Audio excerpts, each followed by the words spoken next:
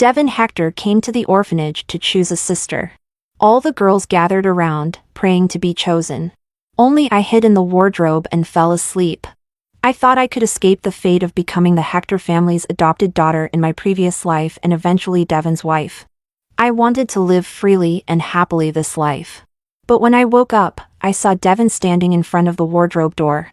He smiled and asked me, "Celia, I come to bring you home." Ding! Webnovel reminds you to click the subscribe button in the bottom right corner to read the complete novel. When I saw Devin's face appear in front of me, I thought I was still in the nightmare. Until the director sternly called me, "Celia, why are you hiding in here and sleeping?" I finally woke up and realized that everything in front of me was not a dream. Seeing me frozen in place, the director reached out and pulled me out of the wardrobe. She helped me straighten my collar and pushed me in front of the Hector couple. "You fell asleep, and young Master Hector even told us not to wake you. Everyone has been waiting for you for a long time." Devin Hector, who was named, was standing in front of the Hector couple, with a faint smile on his face, looking at me. At this moment, he was somewhat different from the Devin in my memory, who was always very indifferent to me. He took the initiative to greet me, "Celia, hello." For some reason, hearing Celia from his mouth felt inexplicably strange. I frowned and avoided his gaze. But I was puzzled. They could clearly choose someone else. Why did they insist on waiting for me? Why wait for me? The director bent down to explain to me. "They want to adopt you. Celia will have a family, a mom and dad, and a brother." The usually stern director rarely smiled at me at this moment. I think she was probably happy for me. Children in the orphanage are lucky to be adopted. But the director didn't know I was reborn. I knew Devin would come to the orphanage today to choose a sister, so I deliberately hid in the wardrobe. "Celia, will you come home with us?"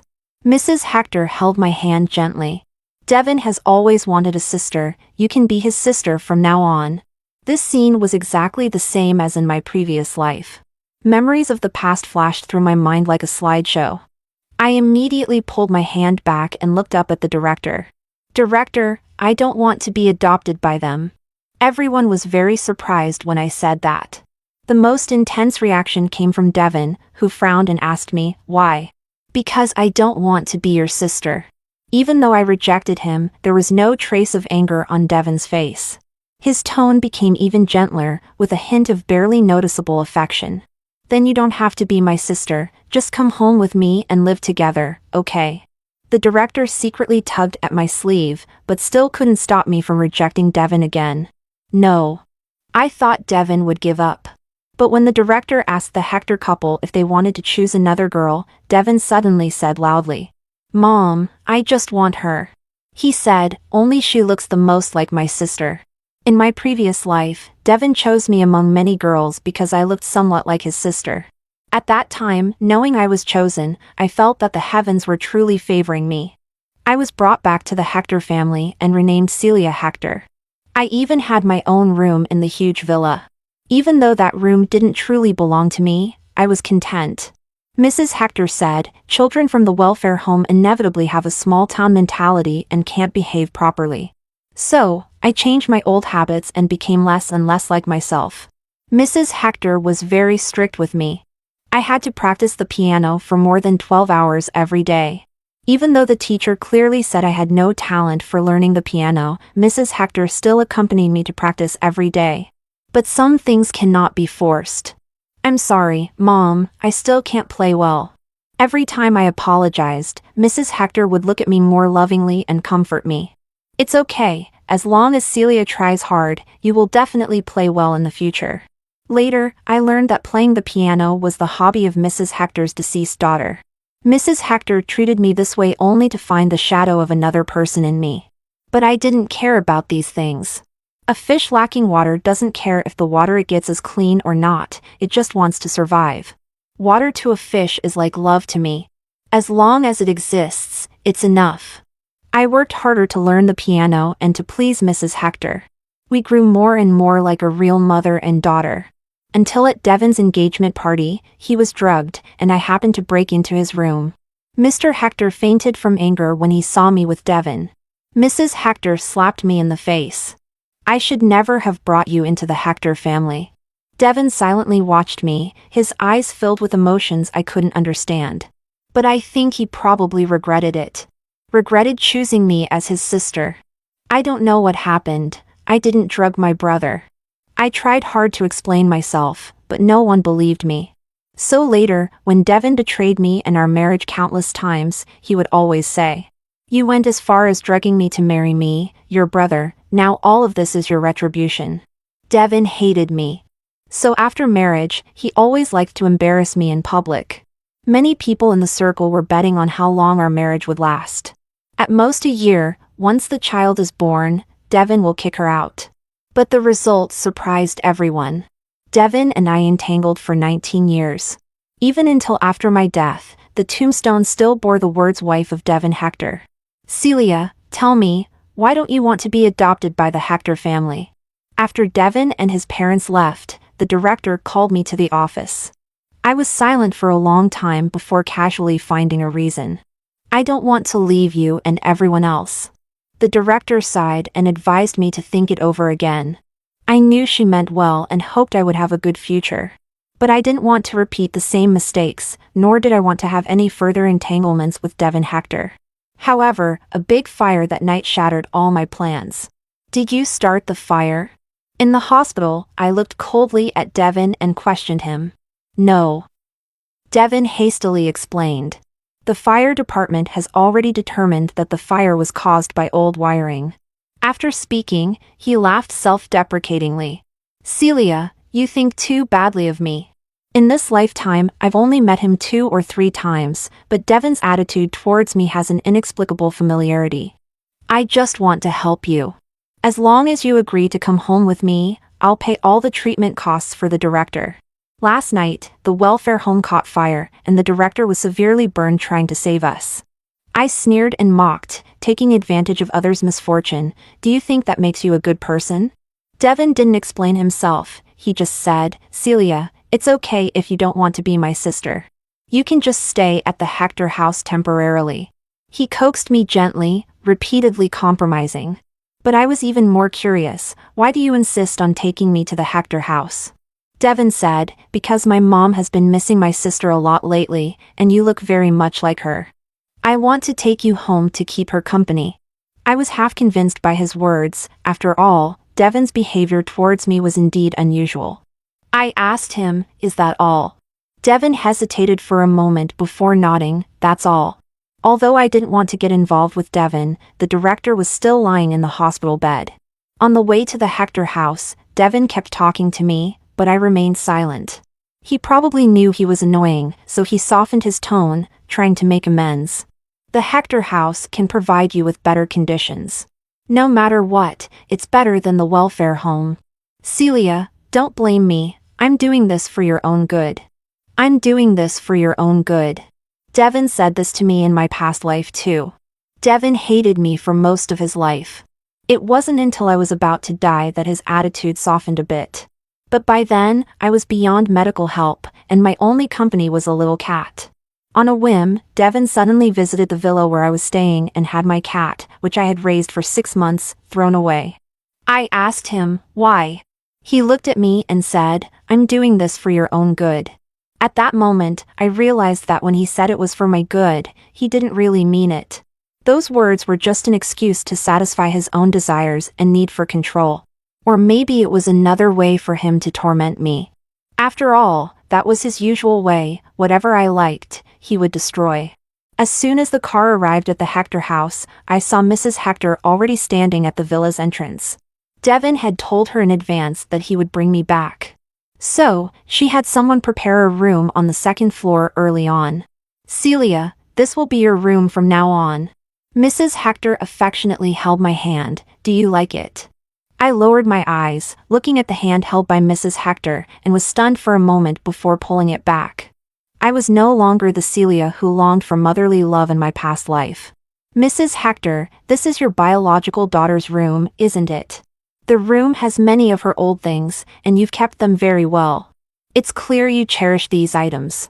If I stay in this room and accidentally damage something, you'd definitely be upset. I saw there are guest rooms downstairs. I'll stay in a guest room." Mrs. Hector looked at me, wanting to say something, but she was interrupted by Devin. Mom, Celia wants to stay downstairs, please have the maid help prepare a room. I looked at Devin, who spoke up for me. He probably didn't know that the real reason I didn't want to stay on the second floor was because his bedroom was right next door. In my previous life, before Devin got engaged, our relationship was quite harmonious. During my teenage years, Mrs. Hector once asked me, Celia, what kind of boys do you like? I looked at Devin, who had just returned from a run, and joked, I like boys like my brother. This casual joke became evidence years later that I had drugged my own brother. Every time I tried to explain, I didn't drug you, Devin would choke me and retort. You said you liked me when you were 16. You liked me for so many years, and in the end, you even used medicine to force me to marry you. How can you deny it now? It was probably because I was back in this villa that I dreamed about my past life that night. During the last period of my life, the doctor said, staying alone all day isn't a solution. Call your family and friends to keep you company. I don't have any family. As for friends, my best friend used to be Devin's fiancé, named Jessie White. Jessie only returned to the country in the 5th year of my marriage to Devin. Devin personally went to the airport to pick her up and even organized a welcome party for her. Someone deliberately recorded a video of the gathering and sent it to me. The two of them were sitting in a corner, passionately kissing.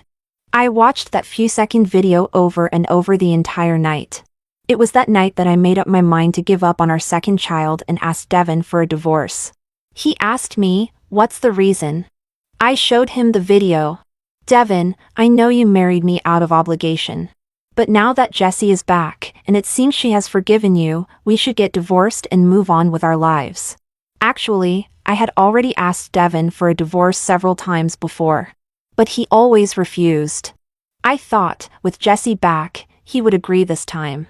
But Devin still tore up the divorce papers I had prepared and deleted the video from my phone. Celia. I suddenly woke up and slapped Devin across the face. The teenage Devin looked at me, eyes filled with a hurt expression. I heard you crying from outside, so I came in to check on you. After saying that, he turned and walked out. He stopped at the door and said, get up and have breakfast, or you'll be late for school. Just like in my past life, the Hector family transferred me to Devin's school. Seeing me following him into the classroom, someone asked him, Devin, who is she? Devin introduced me to them. Her name is Celia, and she's currently staying with my family. I vaguely remembered that in my past life, before the incident with the drugging, Devin always introduced me to others as my sister Celia. As I looked at Devin, who was just a step away from me, I suddenly realized he seemed different from the Devin in my memories. He didn't resemble the teenage Devin from my past life. Nor did he look like the Devin who later constantly sought revenge and tormented me. My heart skipped a beat as I suddenly thought of something. Devin.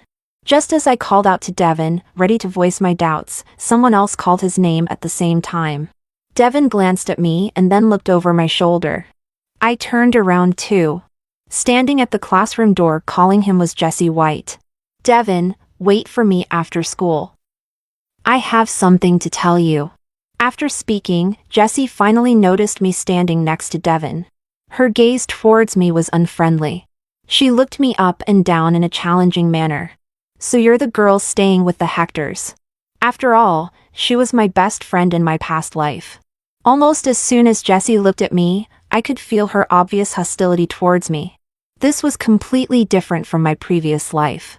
In my past life, after Jessie found out I was Devin's sister, she would affectionately hold my arm, call me Celia, and bring me into her social circle.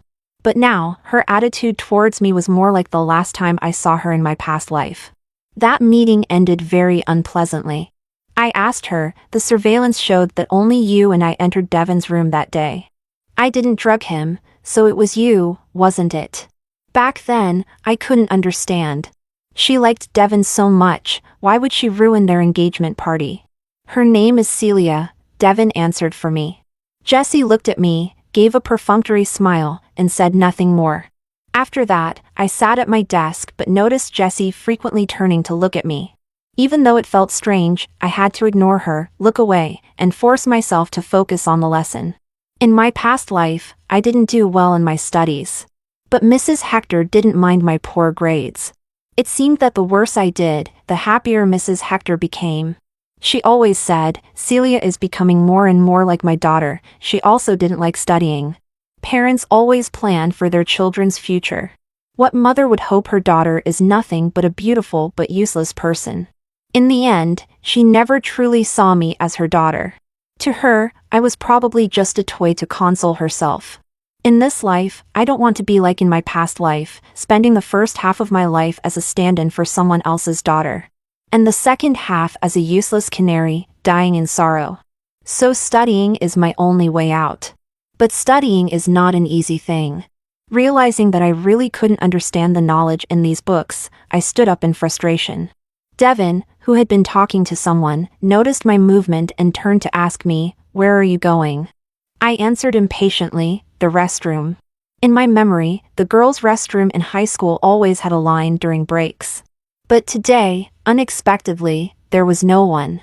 It wasn't until I pushed open the restroom door that I sensed something was wrong. Several girls inside turned around almost simultaneously to look at me standing by the door. The one closest to me was Jessie White. She threw away the cigarette butt in her hand, glanced at the girl they had pinned to the ground covered in dirty water, and then walked towards me. She smiled and said, "I'm just joking with her, just messing around. You won't tell Devin, will you?" Looking at the cigarette butt on the ground, I suddenly realized that I never really knew Jessie. Otherwise, how could I not know that she smoked and bullied her classmates in high school? Thinking for a moment, I said, "I'm not that close to Devin." "Really?" Jessie asked, but her expression relaxed a lot. "Aren't you staying at his house?" I met her gaze. "I'm just staying at his house, but we're not close." She nodded. "That's good."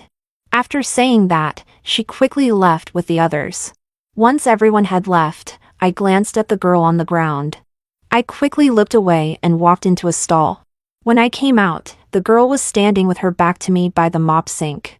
She was only wearing a tank top, and her shirt was being washed under the faucet. Hearing the sound of the door opening, she quickly wrung out her shirt, put it on, and ran out with her head down. As she passed by me, I suddenly reached out and grabbed her. The girl looked at me in confusion, and I looked at her. After a long silent stare, I remembered her name was Emma. I took off my jacket and threw it to her. "Your shirt is wet, wear mine." Emma lowered her head again and refused. "No need. A wet shirt is see-through, they'll see your tank top underneath." My words made Emma's ears turn red. She awkwardly raised her hand to cover her chest, hesitated for a while, then took my jacket. Seeing Emma walk into the stall to change, I secretly breathed a sigh of relief.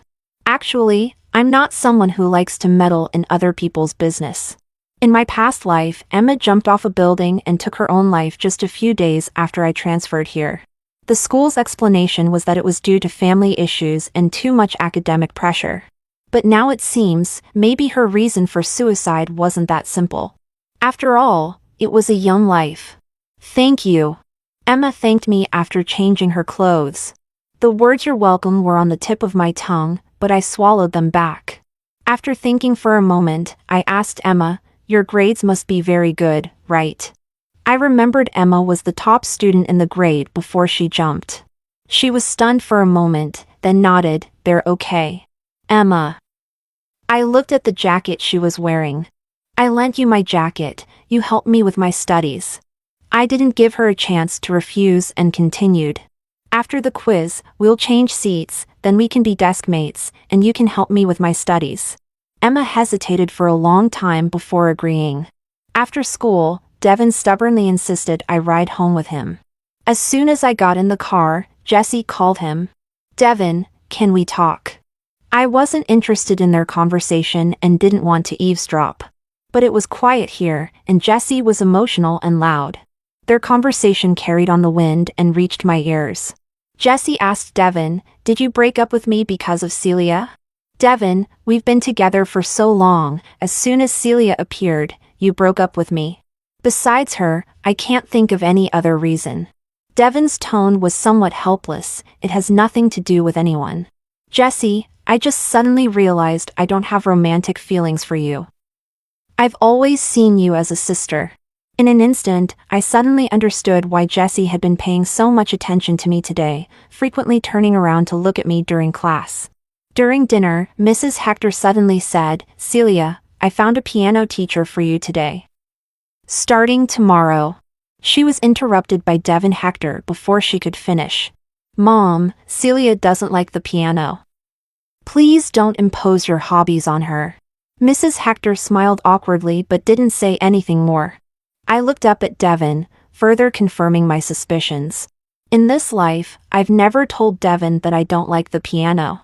The only person who knows I don't like the piano is the Devin from my previous life. Back then, after he threw away my cat, my condition worsened rapidly. Despite our mutual dislike, Devin unprecedentedly put aside his work and moved back to the villa to take care of me. It coincided with our 19th wedding anniversary. Devin gave me a Steinway piano that was airshipped from abroad. Even though I said, I don't like the piano, I only learned it because my mom liked it. Devin still gave me a set of jewelry that evening. He suddenly seemed like a different person, being meticulous and patient with me. "How do you know Celia doesn't like the piano?" Mrs. Hector persisted and asked me, "Celia, do you want to learn the piano?" I quickly gathered my thoughts and smiled as I declined her offer. "Mrs. Hector, I have to study, so I really don't have time to learn the piano."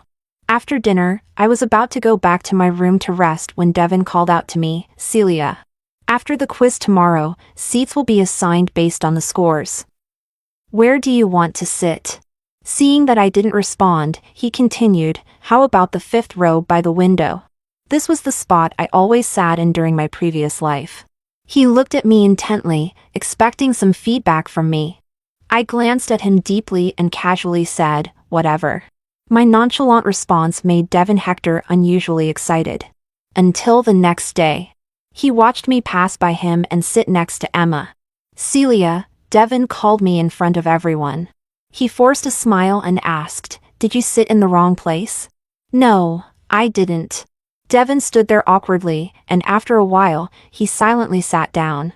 "Aren't you the first one to choose a seat? Why did you pick this one?" I couldn't help but complain to Emma. Emma chose a terrible seat, right in the middle of the front row. "I'm nearsighted. I can't see the blackboard if I sit too far." She usually doesn't wear glasses. Seeing my skepticism, Emma explained openly, "I don't have extra money, so I didn't get glasses." "Oh, I pursed my lips. "I thought you chose this terrible seat on purpose to keep others from sitting next to you." Emma looked up from her test paper and honestly told me, "You're overthinking it." Whether I was overthinking or not. After school, I still dragged Emma to the opticians outside the school and forced her to get a pair of glasses.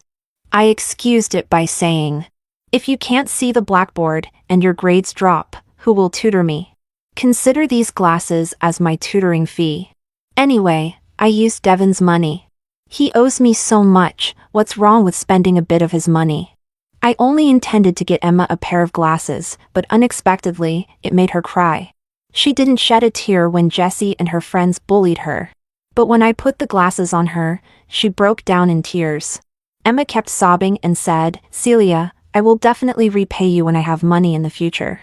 I finally managed to comfort her. On the way back to the classroom, Devin stopped me in the stairwell. He questioned me, "Why didn't you choose the seat we agreed on?" "Who agreed with you?" I impatiently retorted. "Devin Hector, did I promise you anything?"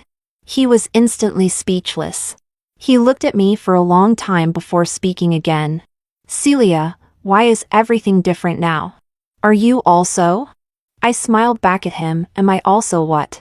Unfortunately, Devin didn't answer me. But his stopping me in the stairwell reached Jessie's ears. After class, Jessie came to warn me herself, "Stay away from Devin." Out of concern, Emma also advised me, "Celia, you should stay away from Devin Hector. Try not to interact with him." To convince me, she even told me about why Jessie bullied her before. Devin only asked me a question once, and Jessie said I was trying to seduce him. "Celia, Jessie is not someone to mess with. I'm afraid she'll cause you trouble." I couldn't wait to stay away from Devin, but he was like a persistent ghost. He always appeared around me at unexpected times. I silently sighed. Putting down the exercises in my hand, I reached out to hug the worried Emma, comforting her. Don't worry. However, Emma's worries soon came true. Can we talk? Jessie stopped me in the hallway. I originally wanted to refuse. But seeing the undisguised hatred in her eyes, I suddenly changed my mind. Sure. In this life, Jessie's attitude towards me has been vastly different. Sometimes I even suspect that, like Devin and me, she has also been reborn. What do you want to talk about? I took 2 steps closer to her and asked. Jessie didn't say anything. She only glanced at me disdainfully when the voices from the stairwell grew louder. Nothing. If you weren't fostered in the Hector family, you wouldn't even have the right to talk to me. As soon as she finished speaking, she fell backward. Devin happened to see her fall as he was coming up the stairs. Celia, why did you push me? Jessie cried and questioned me. Her words immediately drew reproachful looks from the surrounding students who didn't know what had happened. Devin frowned but said nothing. He looked up at me standing in the hallway, then asked a few boys to take Jessie to the hospital. Jessie was still crying to Devin as she left. Devin, my leg hurts so much. Will I never be able to dance again? Devin comforted her a few words and watched her leave. After everyone had dispersed, Devin walked up to me. He looked down at me and said, "Go apologize to Jessie." Why should I apologize? She fell on her own. Devin sighed deeply. Jessie studies dance. Are you saying she would use her own legs, her own future, to frame you? Celia, I know you hate Jessie, but that was all. He suddenly realized something and stopped talking. I sneered and deliberately asked him, all what? Devin, I just transferred here and have no conflicts with Jessie White. Why don't you tell me why I would hate her? Devin silently looked at me. The more he tried to hide the fact that he was reborn, the more I wanted to expose him. Because you know, like you, I was reborn, right? You know that in our past lives, Jessie White did many things to hurt me. You think I hate her, so I would retaliate by pushing her down the stairs, right? I thought that having said so much, he would at least be somewhat honest. But Devin's lips moved for a long time, and in the end, he still denied it. I don't understand what you're saying. But if you did something wrong, you should apologize. Will you go with me to apologize to Jessie? I laughed in anger. Devin, you're still the same. Even after living another life, you're still a coward who only deceives himself. Afraid to face the mistakes he made in his past life, so he doesn't dare to admit that he has been reborn. My words made Devin's pupils tremble. But soon, he turned his head away, avoiding my gaze. I'll go check on Jessie. After saying that, he quickly turned around. I didn't know if he was really worried about Jessie, or just wanted to escape from me as soon as possible. But I wasn't going to let him go just like that. I quickly caught up with him. Don't you think I pushed her? Then of course I need to see her. And let her think carefully again, whether it was really me who pushed her. When Devin and I arrived at the hospital, Jessie's leg was already in a cast. She was lying on the hospital bed and started crying as soon as she saw Devin. Devin, the doctor said my leg is seriously injured. I'm so scared. Seeing me follow Devin into the room, she turned and questioned me. Celia, why did you push me? You know I study dance, my legs can't get injured. I listened quietly until she finished, then smiled and asked her. Jessie, are you sure it was me who pushed you down the stairs? There were only the 2 of us at the time. If it wasn't you, who else could it be? She was emotional and acted convincingly. I've been dancing since I was a child. You know how much I cherish my legs. You ruined me. My parents won't let you off, Celia. Just wait to be expelled from school. Devin patted Jessie's back soothingly, then turned and ordered me again, Celia, apologize. I ignored him. I just looked at Jessie and continued. You think there are no cameras in the stairwell, so you can frame me, right? Jessie, I suggest you find someone to check again, to see if there are any cameras you missed nearby. Jessie's face stiffened for a moment. I noticed her subtle expression. Jessie hadn't been reborn. Because if she had, she would have known that the cameras from the opposite teaching building could capture the area. I was a bit disappointed. I was about to leave. Devin originally planned to leave with me. But Jessie stopped him. Devin, my leg hurts so much, can you stay with me? Devin glanced at Jessie, then called out to me. Celia, wait for me outside. Like hell I would wait for him. I walked out of the hospital without looking back. Celia. As soon as I returned to school, Emma called from behind. She handed me a USB drive, panting. What's this? Emma took several deep breaths before saying. I heard from our classmates about what happened between you and Jessie. There are no cameras in the hallway to prove your innocence.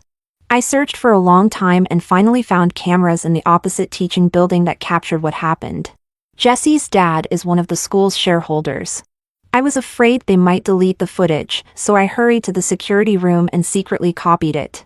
Instantly, a warm feeling surged through my heart. I affectionately hooked my arm around Emma's and acted playfully. Emma, you're so good to me. Emma adjusted her glasses on her nose. Even though she tried to hide it, I still noticed her ears turning red. She awkwardly suppressed a smile and said coldly, hurry back to the classroom. Midterm exams are coming up. You need to study hard. Unfortunately, the footage Emma worked so hard to copy wasn't needed. That night, Jessie was sneaking around the corridor looking for the cameras. When Devin and I, who had returned to school to get something, caught her. Before I could speak, Devin had already walked up and asked her, what are you doing here alone at night? Jessie stammered for a long time, unable to come up with a suitable excuse. I couldn't stand the awkwardness, so I kindly helped her out. She's worried, so she came back to find the cameras. I helpfully pointed to the opposite teaching building. The cameras you're looking for are over there. They can just capture this area.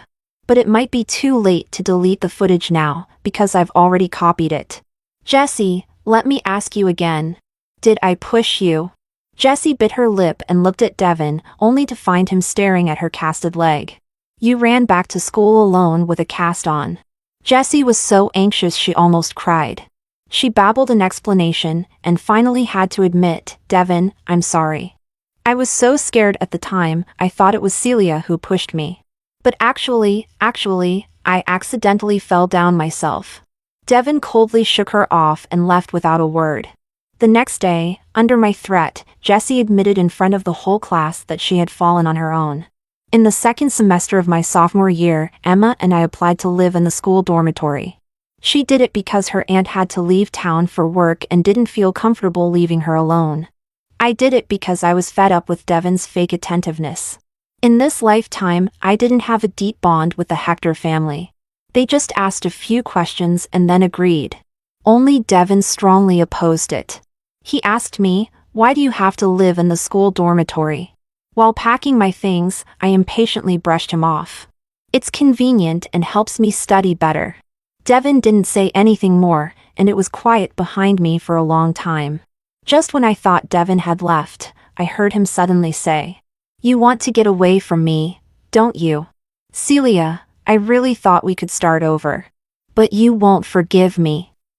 You still hate me. I turned to look at Devin, deliberately asking him, why should I hate you? Devin, you're so strange. First, you said I hated Jessie, and now you say I hate you. Devin looked at me for a long time. He slowly closed his eyes, then opened them and tugged at the corner of his mouth. So you really do hate me. Celia, can you forget about the past life? Can't we start over? I stared at him, mocking, no more pretending. But Devin seemed oblivious to my obvious disdain. He continued talking to himself. Celia, since God has given us a second chance, let's forget about the past and start over, okay? Devin was truly rotten to the core. Suppressing my anger, I glared at him. Devin, it wasn't you who got hurt in the past life, it wasn't you who lost everything. So you can easily say to forget the pain and start over. But why should I forget? Why should I start over with you? The one who inflicted harm can lightly say sorry, trying to erase all the victim's pain with just 3 words and seek forgiveness. He had such a beautiful thought. But Devin was still relentless.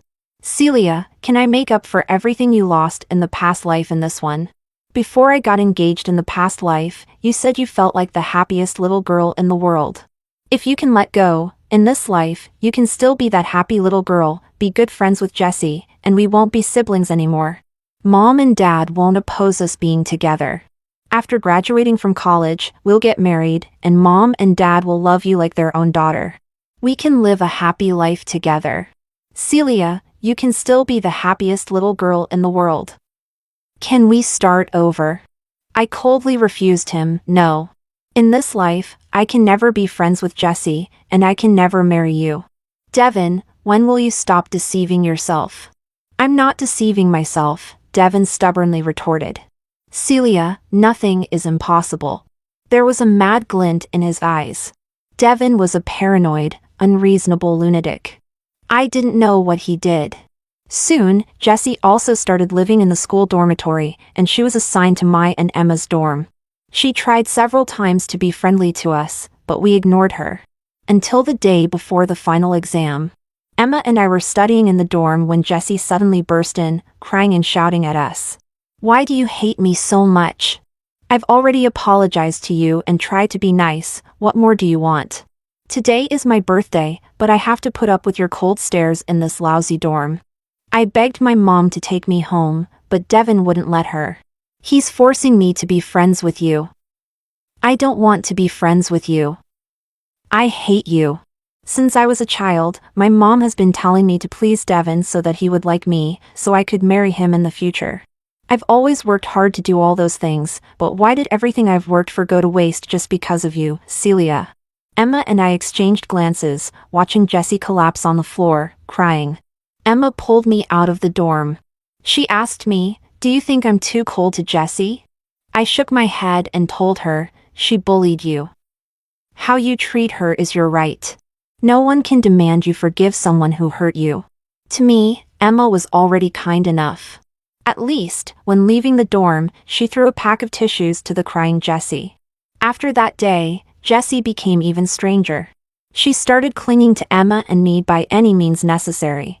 She asked the teacher to change seats so she could sit behind me.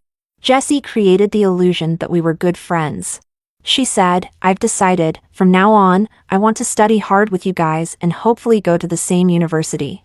So she often asked me to help her with problems. Celia, please teach me. Jessie's tone made me think of the past life. Back then, she was my best friend. Whenever Jessie acted coyly, she used the same tone. Emma secretly asked me, has Jessie really changed? Maybe. I watched Jessie approach us from a distance. I softly told Emma. But I still believe that people don't change suddenly. No one suddenly becomes bad, and no one suddenly becomes good. Days like this continued until the end of the college entrance exams. Just like Devin said, he was really trying to make up for what he owed me in our past life. And was gradually helping me find what I had lost before. My relationship with Jessie did improve a little with her unilateral efforts. The Hector couple also treated me better and better. After the college entrance exams, they even brought me back to the Hector family home. And said they wanted to throw me an 18th birthday party. Jessie found out about this when she came to the Hector family home to see me. She volunteered, I want to help with Celia's birthday party too. Devin smiled and agreed. Sure, you're Celia's best friend. She'll definitely be happy if you help. After saying that, Devin looked at me with a meaningful expression. Celia, your relationship with Jessie has really improved. Indeed, nothing is impossible. I knew what he meant by that. But I just smiled and didn't argue. On my birthday, Devin gave me a watch worth over $3 million. I didn't refuse and accepted it gladly. After all, my foster relationship with the Hector family would only last until I turned 18. After leaving the Hector family, I would need money for many things. If he was willing to give, I had no reason not to accept. The Hector family had a lot of influence in B City. Even for my birthday party, many celebrities attended. Some of my classmates, invited by Jessie, also came. I only invited Emma. The birthday party was so grand and elaborate that both Emma and I felt a bit out of place. We hid in the backyard together. What are your plans for the summer? Emma took a small sip of juice and responded softly. I plan to get a summer job, at least to earn enough for my freshman year living expenses. I rubbed the watch on my wrist and asked her to take me with her. Before I finished speaking, we suddenly heard a scream from inside the villa. When Emma and I reached the second floor, Devin and Jessie were already dressed. But the ambiguous marks on their bodies and the messy bed in the bedroom made it easy to guess what had happened there. Mr. Hector slapped Devin in front of many guests. How shameless can you be to do something like this? Jessie stood in front of Devin, crying and pleading for him. Mr. Hector, don't blame Devin. For a moment, the Hector family was in chaos. Devin saw me standing behind the crowd and tried to come over to explain, but was stopped by Jessie's parents. Devin, you can't leave. You need to give us an explanation. The party ended early. It wasn't until after 10 o'clock that the White family left the Hector family home. It seemed that the two families had already discussed a solution. As they left with smiles on their faces and spoke politely. As I passed the study on my way to bed, I overheard Mr. Hector talking to Mrs. Hector. We'll have them get engaged in a few days. Start preparing for the engagement party. That night, Devin knocked on my door. I pretended not to hear. The next day, as I was about to leave with Emma to start our summer jobs, I was stopped by Devin. He explained to me, I don't know what happened yesterday, I was drugged. Oh. I looked at him with a smile. Were you drugged by someone else, or did you drug yourself? Devin's eyes showed a pained expression. How could I did this myself? Why not, I said mockingly. Devin, in our past life, didn't you did it yourself, ruin my reputation, and then make me take the blame? In our past life, I always thought it was Jessie who did this to Devin until he confessed to me before I died. He said, Celia, what could I do? I liked you. I actually liked my sister. I thought that if I did this, our parents would agree to let me marry you, but I didn't expect my dad to die from anger. Celia, if it wasn't for liking you, I wouldn't have caused my father's death and lived my life in guilt, without even the courage to see my own mother. Celia, you were at fault too, so you should stay in hell with me. As he spoke, he suddenly hugged me tightly. Celia, don't leave me. I was wrong, I was really wrong, I shouldn't have bullied you. In our past life, Devin deceived others and himself. He could even entirely blame the drugging on me to numb himself and make himself feel better. He was always a coward who deceived himself, whether in our past life or this one. I'm sorry. Devin hoarsely begged for my forgiveness. I was wrong in our past life, Celia, I really know I was wrong, please forgive me. But this time, it really wasn't me who did this, believe me. He tried to reach out to me, but I avoided him like he was dirty.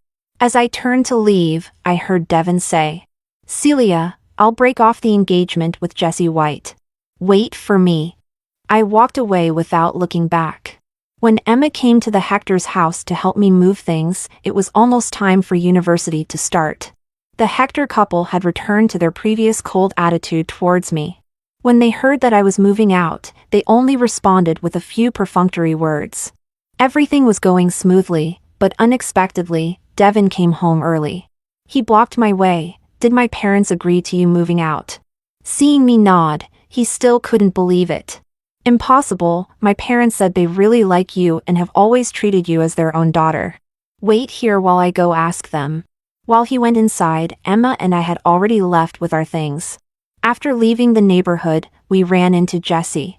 Jessie no longer greeted us like she used to, nor did she go out of her way to please me and Emma. I thought she originally didn't want to bother with us.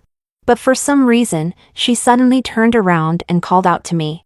Celia, did you really think I wanted to be friends with you before?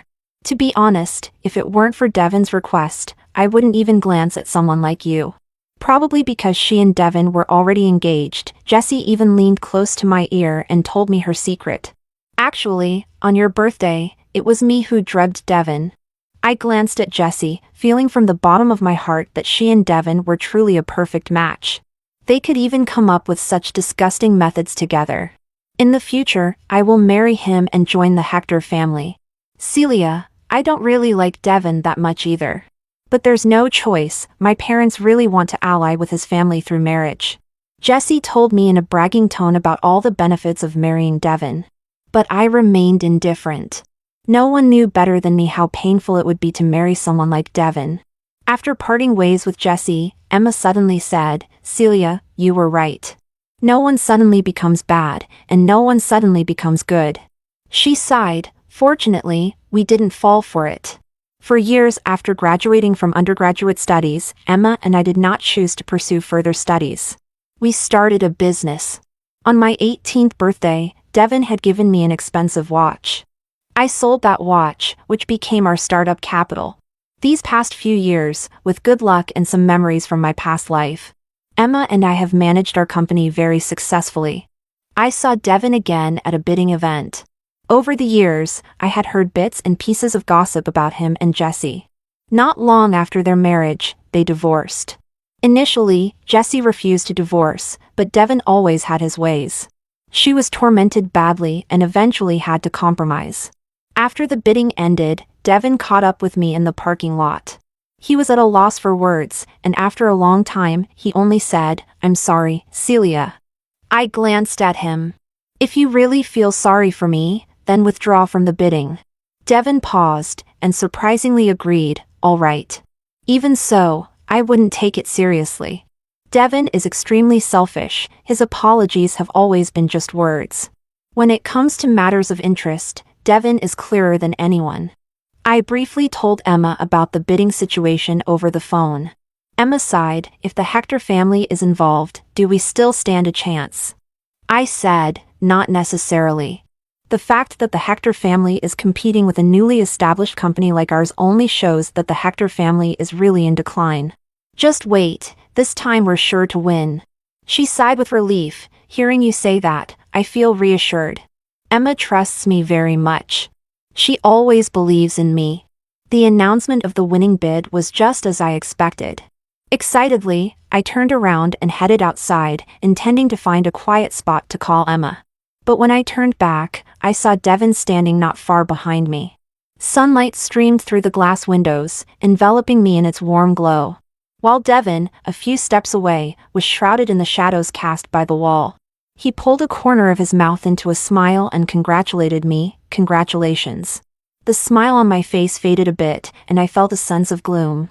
On such a good day, how did I run into such an unlucky guy? But Devin was oblivious to this. He seemed unaware of my dislike and continued. "You asked me to withdraw from the bid last time, so I had them pull out." So I impatiently furrowed my brow. "Are you here to ask for a favor?" "Mr. Hector, I was just casually mentioning it. I don't have the power to influence your decisions, do I?" Devin's emotions visibly began to panic. "That's not what I meant," he stammered, trying to explain himself. "Celia, I just wanted to see you today, to talk to you, nothing else. I just wanted to tell you that whatever you want me to do, I'm willing to do it." I let out a sarcastic laugh. "Willing to do anything?" Devin nodded hastily. "Yes, whatever you want me to do, I'm willing." "All right," I said softly, "then can you promise to never appear in front of me again, Mr. Hector?" With that, I turned and walked away. After a few steps, I couldn't resist turning back. I saw Devin hunched over, trembling as he popped a few pills into his mouth. Noticing my gaze, he quickly straightened up, hiding the pill bottle behind his back. His eyes lit up as if seeing a ray of hope. There was no need for him to hide. I didn't care if he was sick or what medicine he was taking. I was just being honest about my feelings. "Devin, honestly, I wish you would die, but I know you wouldn't agree to that. So just don't appear in front of me again. That way, I can fool myself into thinking you're really dead." Having said that, I didn't linger any longer. The glass in the hall reflected his dejected figure, like a melted chocolate ice cream. Emma mentioned the Hector Corporation while discussing a project with me. And it made me realize that I hadn't seen Devin for a long time. It was as if he had truly disappeared. I couldn't help but recall that the last time I heard about him was a year ago. A partner's family member said he was ill. I didn't realize how scary depression could be. The young master of the Hector family is practically ruined. The old Mr. Hector had already retired, but now he has to come back. His son was perfectly fine, and then suddenly he got sick, staying at home all day, refusing to see anyone. Mrs. Hector even hired a Taoist priest to perform rituals at their house. It's just like being possessed by a ghost. He can't be exposed to light, can't see people, and any slight provocation triggers an episode. You haven't seen it. When he has an episode, it's terrifying. Celia. Emma poked my face. What are you thinking about? I shook my head with a smile, pulling my thoughts back to focus on work. How Devin was doing had nothing to do with me. I only knew that I was doing very well now. Friends, career, freedom, everything I wanted in my past life has been fulfilled in this one. I often sigh, feeling that God have truly favored me.